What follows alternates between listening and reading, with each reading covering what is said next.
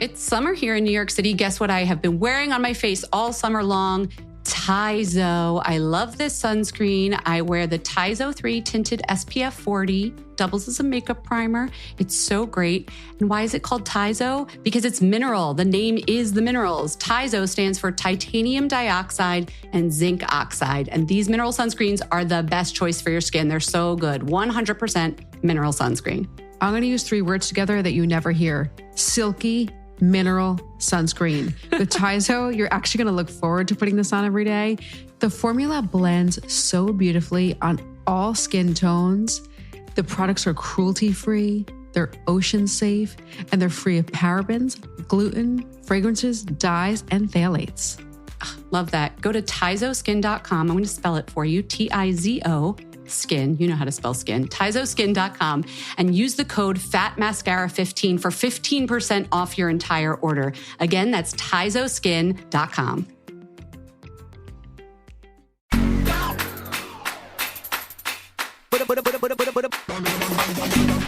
Okay, you've made it to Fat Mascara, the best of. Thank you for coming. You're here, I presume, because you want to hear about Glossier, Emily Weiss. By the way, you're Jessica Matlin. But that they know. I'm Jennifer Sullivan. Okay, hi. Maybe they just saw Emily Weiss's names like, I want to interview. Okay. Who are these ladies? Okay. I am Jessica Matlin. I'm pointing to you. I am Jennifer Sullivan. Okay. Yes, but proper introduction. Let's get to the real story here.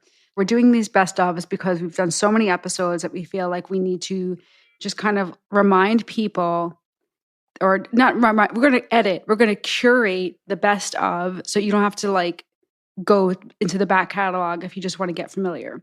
The Emily Weiss episode is epic, and it's also one of our tippy top rated episodes. Let's set the stage, which we never did before, and you just give some color to this episode. We wanted to have Emily on the show. It was weirdly quite easy to arrange.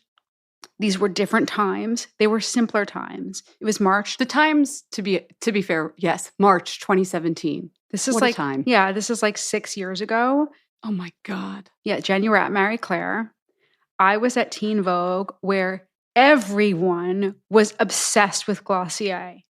Like, I cannot express. It was like weird. Not weird like in a bad way, but it was like Glossier was like rah rah sis boom bah. The creative director of Teen Vogue is now the creative director of Glossier. So it was like living, breathing Glossier at work, and now we're going to interview her at Fat Mascara. I left work early, met Jen at our podcast studio. We were actually with... It's like 4 studios ago. 4 studios ago. We recorded... We were actually partnering with Embassy Row, which was our company back then, like who did our podcast. And Embassy Row, bravo, obsessives, you guys are going to love this. If Embassy Row sounds familiar, they do Watch What Happens Live. So we recorded in the building that Watch What Happens Live was recorded in, and that's actually where Andy Cohen has his personal, dressing room for it. Oh yeah, we were down the hall. Down the hall. Little dressing room and the mini studio. Small studio, you'd be surprised. Sometimes we'd see Andy and his dog. Very exciting. And we recorded this episode with Emily in the president of Embassy Row's actual office. Oh, do you remember his big office? Why did we get to go to the big boss's office? It wasn't our little closet studio we usually use. No, I think it was like because, I don't know actually why. I think it was because like the studio had bad sound. And we wanted like and we were like, we can't mess this up. It's Emily Weiss. Let's bring her over to like we did it for a few people. We did it for Charlotte Tilbury. Yeah. You're right. We must have known that like... We did it for Jamie Kern. Okay, It Cosmetics. Obviously the best of the FM episodes. We knew someday that these episodes would be legendary. And we needed the best of the best to record them. It was a cool office. I do remember. But anyway. It was. So there we are. And I remember it was cold. I remember we got settled for Emily. And it was definitely like big deal. She's coming, she's coming, she's coming. And then she texted or emailed to say she was there. And I went downstairs to go get her. And I actually didn't even realize it was her because she was just I don't know what I thought she would look like because I'd seen her before. She used to be like an editor, intern, like just be a magazine person. but she was so petite and she was just wearing like her winter clothes. Well, she was on also that reality show. So like I pictured still like the teenager from, I don't even remember the name of the reality show. But she was so like little and petite, and she just had this like winter jacket. And I thought that she was like someone else. The intern. No, I didn't realize it was her. And I was like, oh my God, come up. But it was so like casual. She had no entourage. She had no PR. She had nothing. Jen, we've had how many people sometimes come with like roll deep. We've had people roll real deep. PRs. For a podcast. Yeah, with like their whole little entourage that needs to sit outside the studio listening in. And she was very chill, yeah. But it was six years ago. I was like, I wasn't married. I didn't even know my husband. I was in another relationship completely. Mm-hmm. So was she, for that matter. Mm-hmm. She's since gotten divorced, remarried, had a baby, launched a line, dropped a line. Everybody remembers Glossier play. Well, today, she's no longer the CEO of Glossier, which she was back then. She stepped down in 2022. She remains on the board today. I think it's timely that we're having her on now because the brand is going through, this summer it's been going through a little bit of a reinterpretation, opening new stores, going back into color cosmetics a little bit more than it had with Glossier Play in a different way. So that's interesting. And I'm not sure, I don't even know if they care over at Glossier headquarters, but we care. Marissa Meltzer's book is coming out September 12th. She did a tell-all book about Glossier that I'll just hint tell you're going to hear more about on the show. So I wanted to make sure, as we do these best of FMs, that we got in this Emily Weiss podcast now. It may have even played into some of the research Marissa did in her forthcoming book. So now you can hear it in its in its full length. So this is a best of FM with Emily Weiss. So take it away, 6 year younger Jess and Jen. Emily, thank you so much for coming. We are so happy, and I know our listeners are, to have you in the studio. Well, thank you. I'm thrilled to be here. Let's start by talking about Into the Gloss, which launched in 2010, right? Yep. So when did you think, I have to do this? Like, why did you start the site?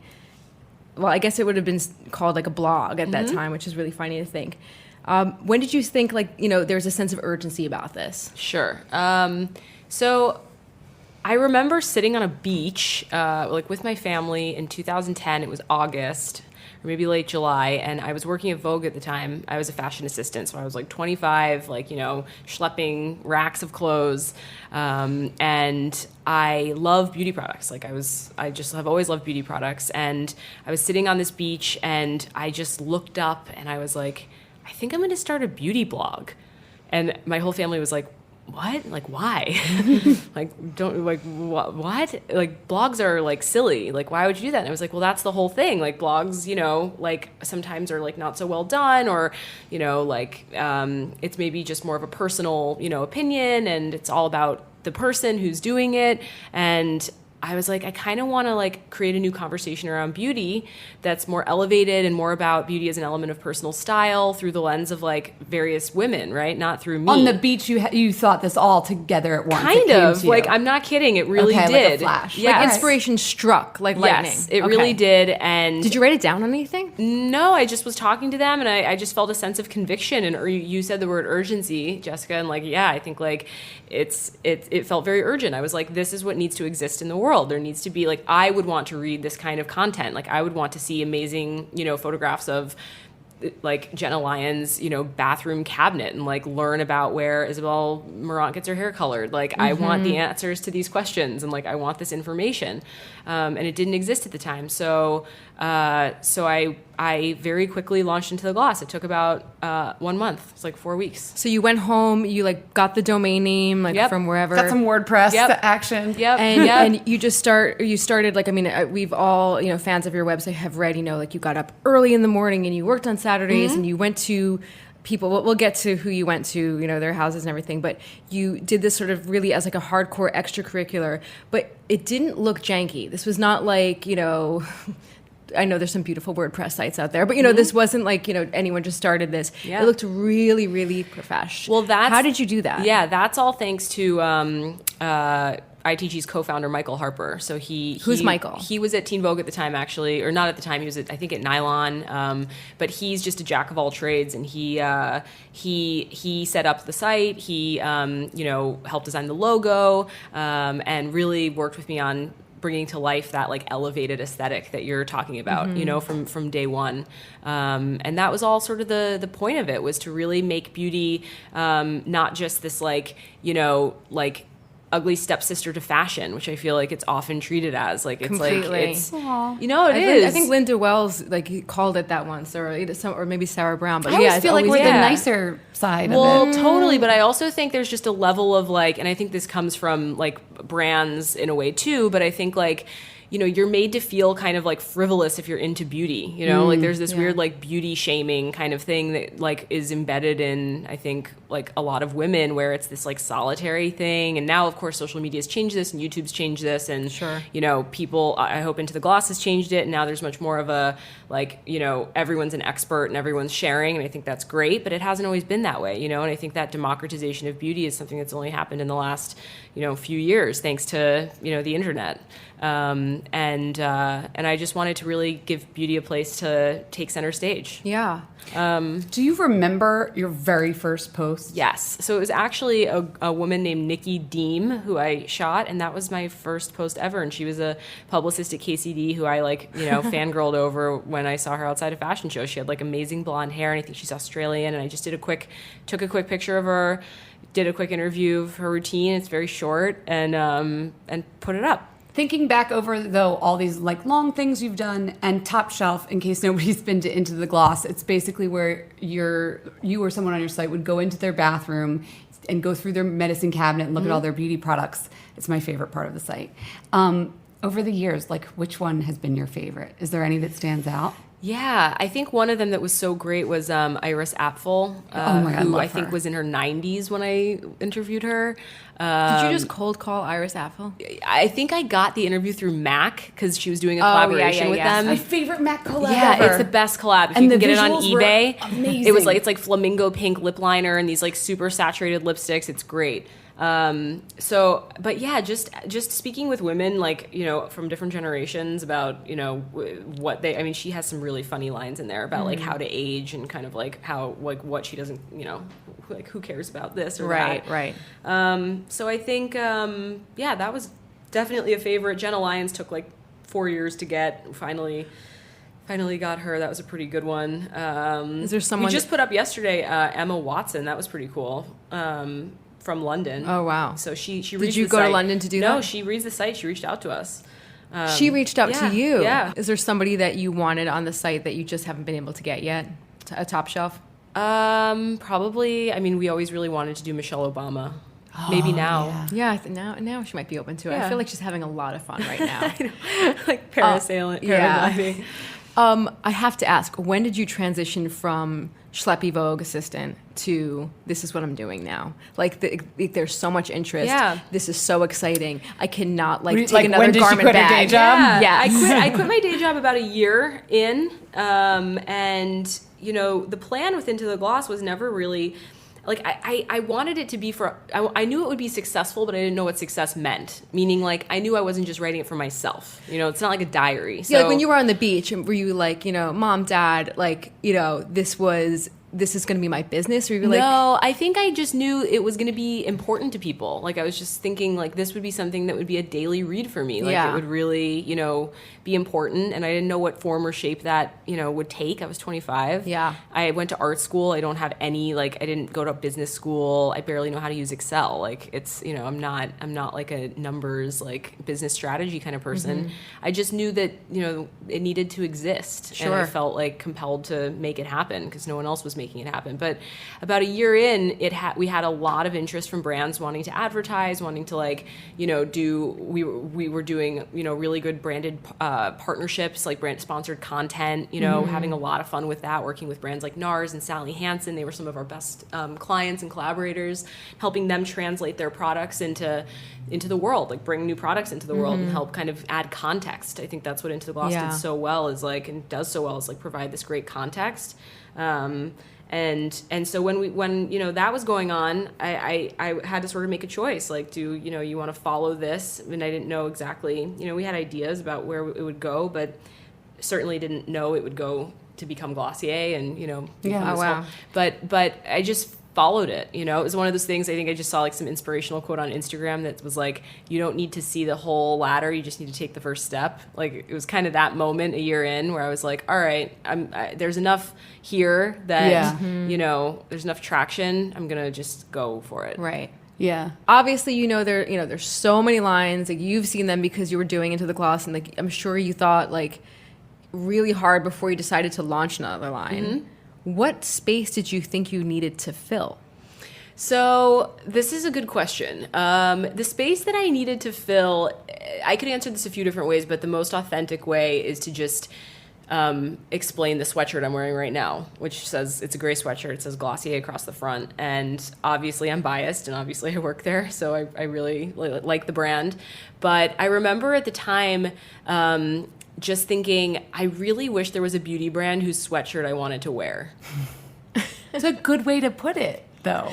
But like, lots of people would wear like a sweatshirt that said Chanel or a sweatshirt that said Dior. So yeah, like, but think about the brands you just described. Those are fashion first brands. Those are lifestyle brands. Yeah. I'm not about to be like a Rimmel London. Those are heritage lifestyle brands that connote like a certain amount of status, prestige, like overall like glamour, cool. They have runway shows with Raf Simons. Like, that's a lifestyle fashion brand. Right. So think about, would you wear a sweatshirt that said Clinique? Would you wear a sweatshirt that said Rimmel London? You're asking the wrong person, actually. I mean, I don't know. And not to knock these brands, but I just think, the idea of the thing I really wanted to think about was like, is there a brand whose like values and sort of like lifestyle they're kind of like promoting, does it reflect and sort of like inspire today's woman? Or did you really think about the sweatshirt first? Yeah, the sweatshirt was literally the first thing I thought of. Okay. So it was just like how, I just felt I felt left out. Like, as a consumer, I felt left out from brands. I felt like not actual products, but no, branding. not exactly. Right. Okay. Products like cool. Like there are definitely great products that I really respond to, but I didn't help make them. I didn't have any say in it. I didn't. Maybe they're just kind of being sold to me. Like, the brand doesn't care if I take it or leave it. I just felt this sort of disconnect between the brand and me as the customer, right? Like maybe I don't relate to their marketing, right? Like, maybe it's all about like billowing in the wind, silk, like whatever. And I'm like, yeah, but that's like not me. So I just felt like, there should really be a beauty brand that a modern beauty brand that like starts today on the internet in the channels that women actually communicate on, that wants to involve them and does involve them in every step of the way, and really cares about providing them with like what they ask for, be it our Milky Jelly cleanser that we crowdsourced, or our Prime Moisturizer that we got thousands of comments on from ingredients, like let's have a conversation, right? Let's like open this thing up and let's create something we're really proud of, and something you want to like rep, right? Or something you want to wear as part of like your outfit, because we share the same values, right? And we like speak in the same way, and we're not talking down to you, and we're not like trying to sell you, like we're not trying to like bait and switch you, or like what would those values be? I mean, for us, like, our biggest value is just inclusivity. I mean, I think, like, as someone who grew up loving fashion, and loving the brands you just mentioned, and loving beauty products, I couldn't afford, like, high fashion, like, stuff. And even though I worked at Vogue, it's like, I wasn't really a Vogue girl. Like, I admire that stuff, but I felt like there's an exclusivity that just, like, isn't cutting it for me these days. Sure. Yeah. Like, not just from even designers and, like, luxury, right? Like, there's this, I think I really wanted to think about Glossier as a way to like turn all those sort of like widely held kind of rules and beliefs about like what luxury means and what like a luxury experience means, like flip it around, right? Yeah. Like you can have a amazing moisturizer that's the same quality as an $80 like, you know, like a moisturizer for $25, and we made one. Like we did it, right? And it has sick branding and like, you know, like comes with stickers and like gets to you right away, and like you know what I mean? And so trying to kind of translate like the best of beauty into something that's like really approachable and really inclusive, to me is like a really fun project. It's like why do you have to play the game of the beauty industry and kind of like, you know, like think that, you know, the more it costs, the more you want it, like all these things that I didn't even realize I was thinking about as a customer, responded to. You came to a point though where investors came on board, and maybe you're like sort of at this point still where like we created a great brand and you did all that stuff, and then there were a few products, but you're at a point where it's like, do you ever feel struggle of, well, now I have investors on board and I could make 50 more products? No, they don't even want us to. And well, do you ever like struggle though, like, I don't know if we really need to make this product right now? Absolutely, all the time. We cancel products all the time. Like I'll come in, or someone will say at the last minute, like, this isn't working. What's like a product you've canceled, and why would you cancel it? What were we working on? What could we have gotten our hands totally. on? So before Milky Jelly Cleanser, we were trying to make a cleansing water. We were trying to make like a micellar kind of water? Totally. And we it just wasn't, we couldn't even make anything that was better than biodermacrylene. Like we were just like, why would we even try? Like that's like the gold standard. Like why, you know what I mean? Even if you knew you could have sold like however many units. Totally. So we didn't make it. We did a bunch of submissions. We didn't do it. We've been working on a mascara for like since we launched, and we just keep those are hard. Yeah, they're hard, and we just keep hence our name. We've had so many submissions that like could be okay and like probably people would like them, but we just weren't proud of them. That's so funny. So many brands I've talked to with mascara, well, we knew we just had to come out with it at a certain point. We were supposed to launch it last year. It's one of the most difficult products to make. So like we are literally going all over the world, like figuring out how to introduce something that like is, you know, better than what's out there, and that like actually like meets her needs. So I think in the meantime, what mascara are you using? I've been using Kevin Aquan's volume mascara. It's a tubing mascara. Oh, people go bananas. I use a tubing mascara too, the Blink one. I like that one. And so, but anyway, we're really like purists, right? Because we're editors. So like we started, our background as beauty editors, just like you guys. So like we're not going to put stuff out that we don't feel is like best in class. Like we just, what's the point? It just, that would be like soul crushing, you know? Like, I don't know. It's like putting out shitty content. Like who wants to put out shitty content, you know? So we put out great things, and the way that we grow is by trying to spread the word. And the good news is that, you know, we have had a ton of growth, and hopefully we'll continue to have a growth just through word of mouth. Our customers are really happy. Like they love the product. They tell their friends.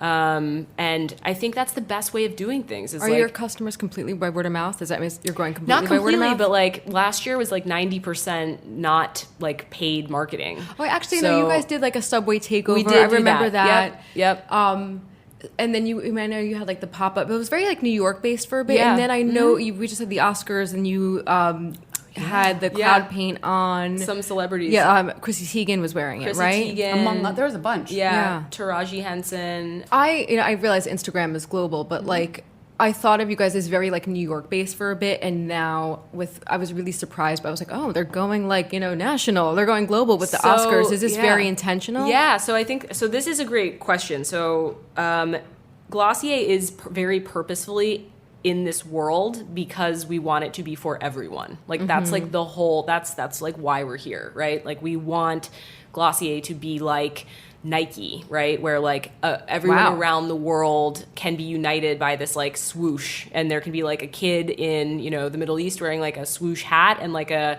guy in Silicon Valley wearing a swoosh hat, right? But like it means something about like the way you live your life, and like the way you like sort of like the way you go about, taking on challenges and Glossier to me really stands for like being proud of where you're at every day. And I think like every woman is on a journey, and it's not about a final picture of perfection. It's not about which many beauty companies paint and say like, if you get all of these things, someday you can look like this. And we're like, actually, why don't you tell us about like what you like right now? And like that might change tomorrow, and you might have a zit today and not tomorrow. And I think just that kind of like present moment awareness is something that we all, I aspire to cultivate like in myself and kind of like share like where I'm at with people. This is that meme, Beyonce is NARS and Solange is Glossier. Yeah, I mean, so I think to answer your question about like being everywhere, being New York, we have no desire to be niche. We have no desire to only be for like, girls in Brooklyn, right? Like we want to be for the girl in Ohio who wants to be proud of where she's at every day. We want to be for the girl in LA who wants to be proud. Like we want to be for the girl in, Europe and around the world. I think that's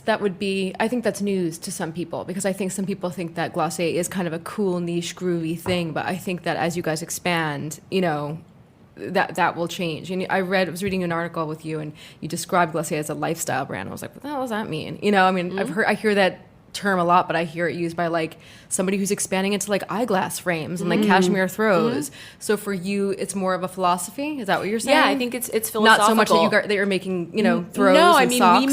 Look, we have a lot of dreams about what Glossier could become. I think we've always been category agnostic, so we believe, skincare is just as important as makeup, is just as important as fragrance, is just as important as, we believe in making like things that people want and need. And so where that will take us in 10 or 20 years time, there will be Glossier socks. I actually don't know, but for sure we're a beauty company, right? But people ask us for, like crazy things. They ask us for like hairbrushes. They ask us for tools. They ask us for really, I mean, people. These are your customers, right? Who are like our writing customers, you? yeah. Wow. So our customers like know that the Glossier version of X is like gonna look good. It's gonna be functional. It's gonna be like good quality. It's very flattering. I would love to be asked that. I think. Yeah, and I think so. For us, it's just, I mean, for sure we're a beauty company, but lifestyle to me means like the way you live your life. And I think like,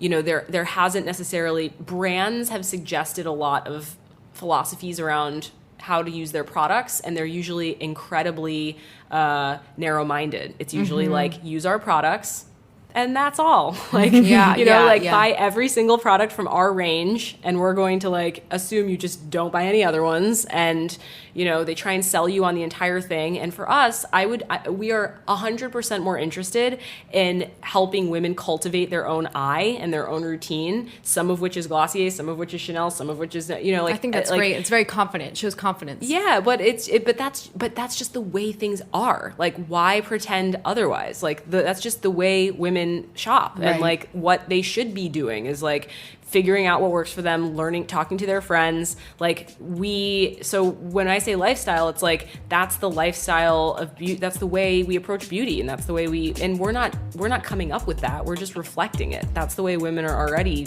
behaving.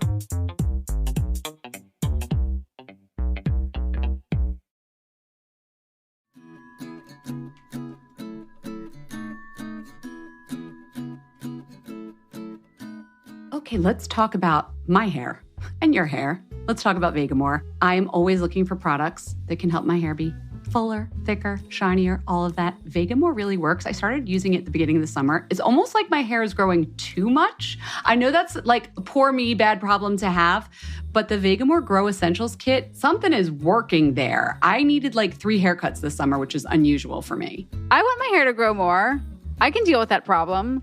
When you have Vegamour's value kits, like the Grow Essentials kit, you get to try even more than one amazing product at a great savings. When you sign up for a monthly subscription, you save more and you never run low on the products that you need to take care of your hair. That's the worst when you go in the shower and it's like, where did all the product go? Never happens with Vegamour. Give yourself the hair you never thought you could have with Vegamour. For a limited time, Fat Mascara listeners get 20% off their first order by going to vegamour.com/fatmascara and using the code FATMASCARA at checkout. That's Vegamour, VEGAMOUR.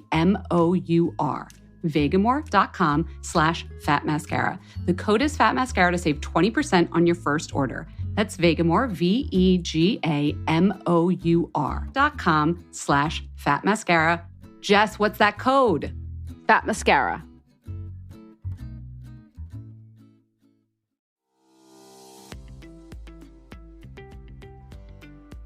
We have a new obsession here at Fat Mascara. It is Quince. It's our new go-to fashion shopping site. You know how we like to not lean into the fast fashion of it all. I like quality. I like a little luxury. I also don't like spending a lot. That's what Quince is all about. Instead of flimsy fast fashion hauls, you can spend your money on high-quality stuff that will be timeless and will look beautiful for years to come. Oh my God, I got something called a 100% European linen button front dress.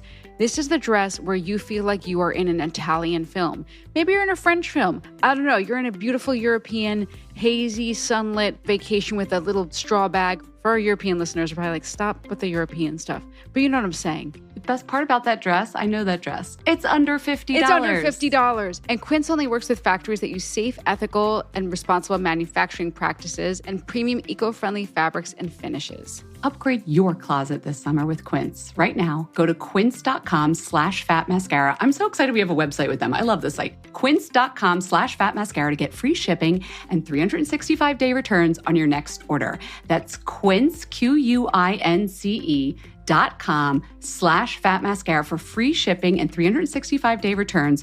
Quince.com/fatmascara.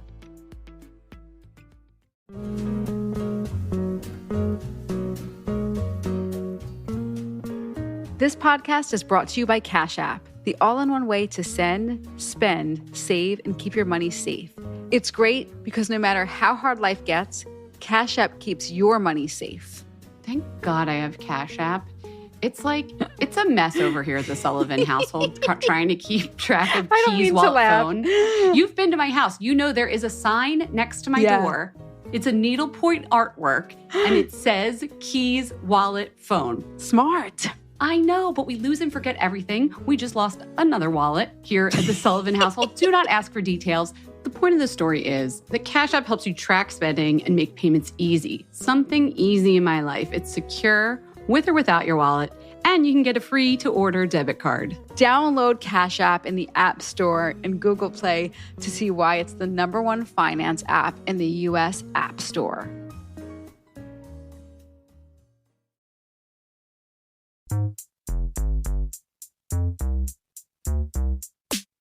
You work with a female-led investment board, right? Mm-hmm.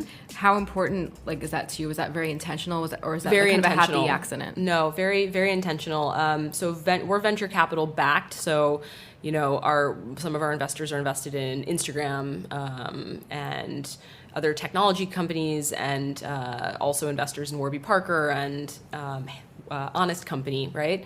And it's a crazy world, this venture capital world, and especially for someone like me who, as I said earlier, doesn't really do math and is much more interested in customers and women and their stories.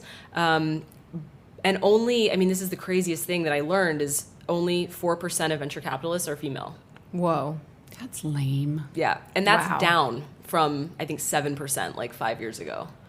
Wow. So it's a really male-dominated industry controlling money that is going to mostly male founders, and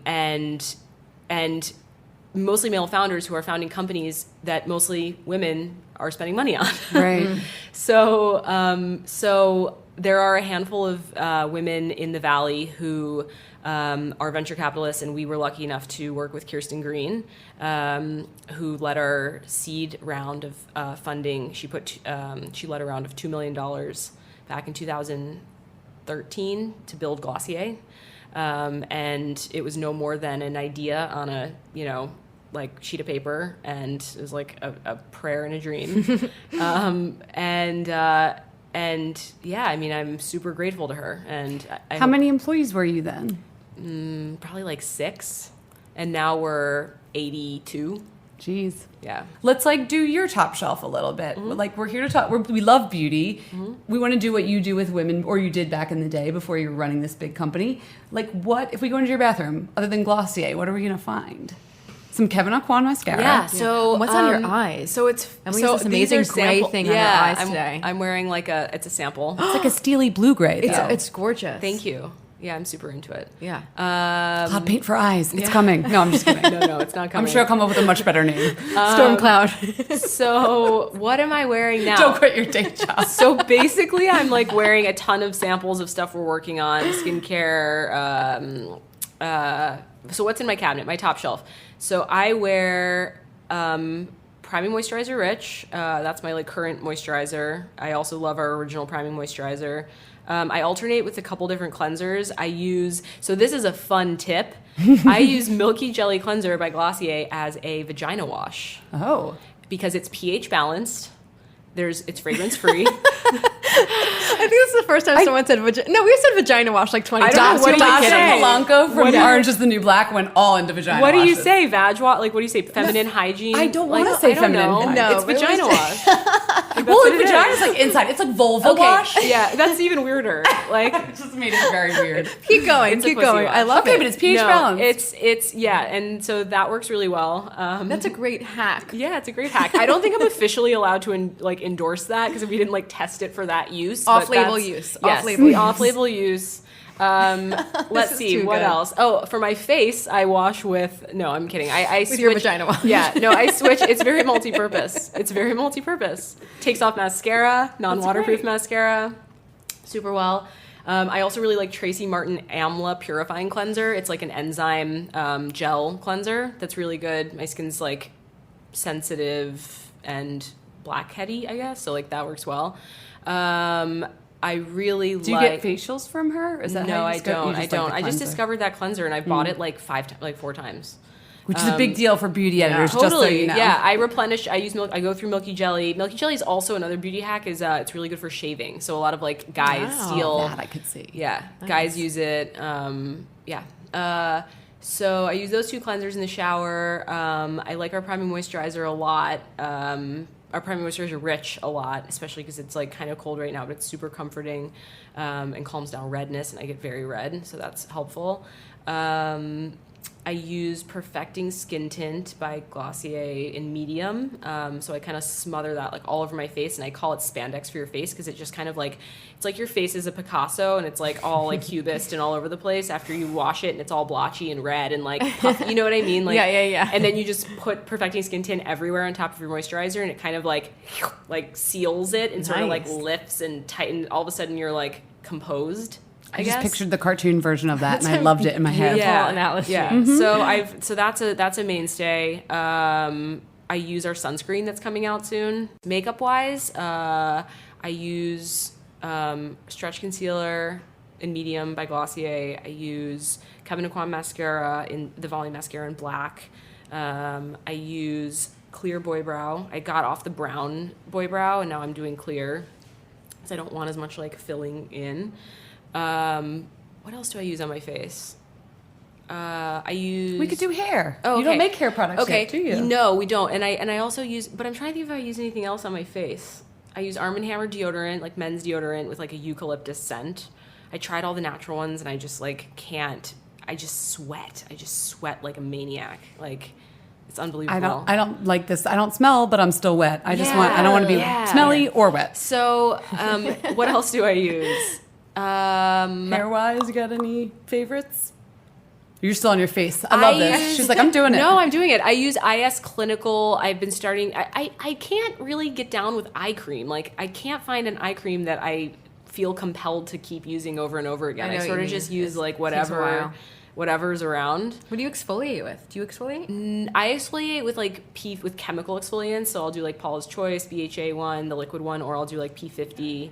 P50 tears me up. Yeah, the Biologique I don't mess with Recherche. P50. I got really It's red. tough. But no, otherwise I don't really exfoliate. You know what I do like as an exfoliating product? Shani Darden, the facialist in LA, has a product called Retinol Reform.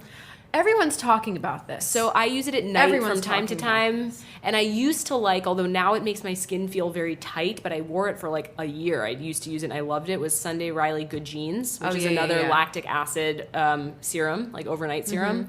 So that worked for a while, and then suddenly it just like was too strong for me. Maybe my skin like got down to the bottom layer and just like I've peeled it all there's off. like nothing left. so gross. For hair, from a product perspective, I'm exceptionally low maintenance, like meaning Like I don't number put of products. Yeah, like I wash my hair and I put conditioner in it. I like the Christophe Robin like ash brown conditioner, which is expensive. And I'll use any shampoo. I'll use like my husband's shampoo. I'll use like hotel shampoo. I'll use whatever. From a color and cut perspective, I'm extremely high maintenance. So I discovered on a trip to Copenhagen, I've been there 3 times in the last year because I love the city so much.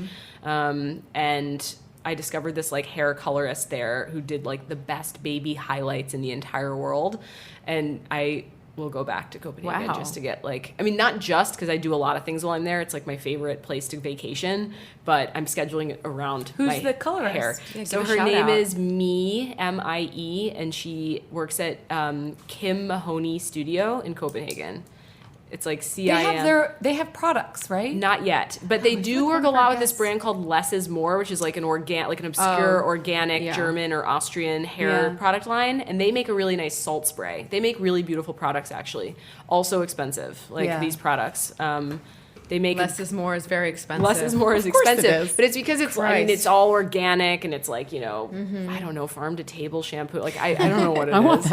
I don't know, but otherwise I don't really put any styling products in my hair or anything like that. Right. What about fragrance? Fragrance? Oh yeah, we're perfume people. Okay, so I'm a big Le Labo and Barreto fan. So I go through sort of phases with perfume. We're also working on a perfume. Stop. And I can say no more heard than it that. here first. I can say no more than that. I already have ideas in my head of what it would be. But it is.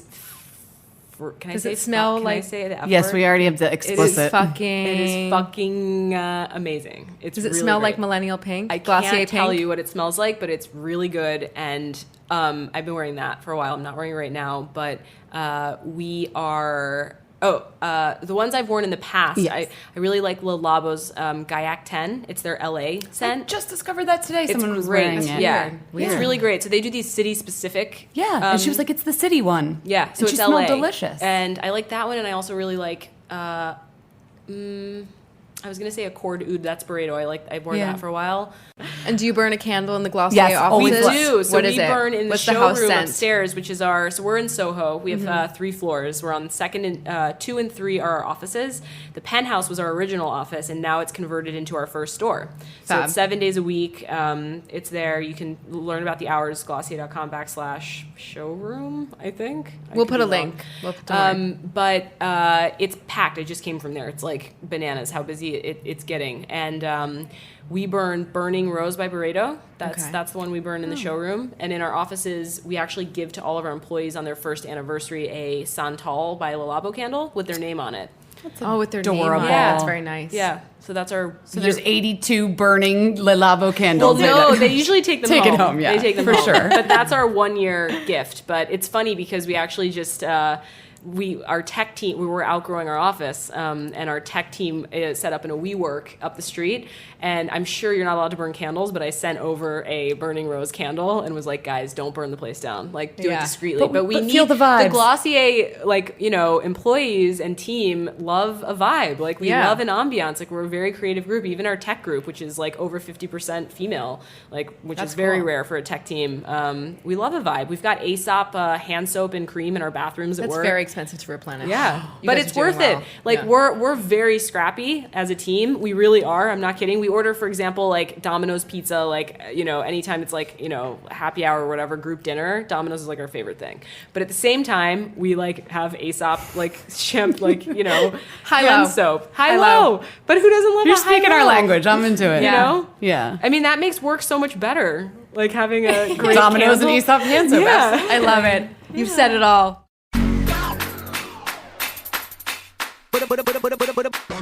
We hope you enjoyed the show. It's your reviews and feedback that help us make the podcast even better. Head over to iTunes to rate and review us, or email your thoughts to info@fatmascara.com. We also want to answer your beauty questions and hear what products you love. To share a Raise the Wand product review or to ask a beauty question, email us at info@fatmascara. If you send it as a voice memo file, we can even share your voice on the podcast.